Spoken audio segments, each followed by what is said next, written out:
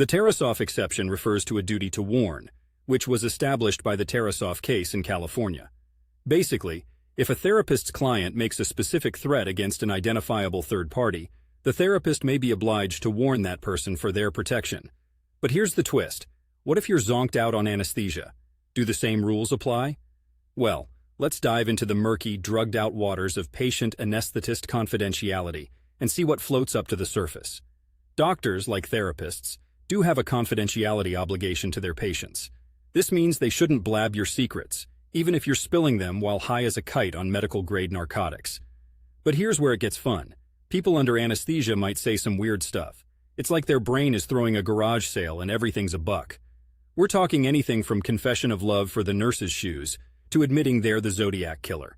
Now, if you happen to declare, "I need to tell you about the bomb," while sinking into unconsciousness, the medical team is probably going to take that seriously. And they should. Post-anesthesia, anesthesiologists and surgeons might follow up on concerning statements made under the influence, especially if there's a hint that it could be a real threat. But what if it's just some crazy, off-the-wall nonsense that sprouts from your medically induced twilight zone? Like, say, if you start going on about how you're the last Targaryen and the dragons are coming for us all. Surgeons and anesthesiologists, believe it or not, are pretty darn good at telling the difference between anesthesia babble and genuine confessions.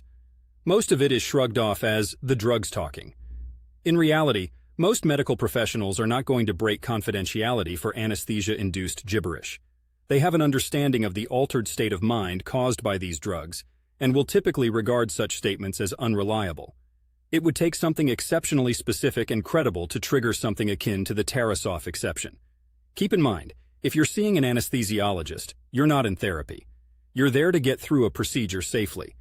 These folks are not trained to handle your psychological baggage, and they're certainly not equipped to unpack it while you're out cold, and they're trying to keep your vital signs stable. So, can the Tarasoff exception apply to anesthesia situations? In theory, it could if threats seem credible and specific. But usually your anesthesia-induced rants about being a spy or owning a unicorn will stay within the OR walls. And believe me, they've probably heard weirder.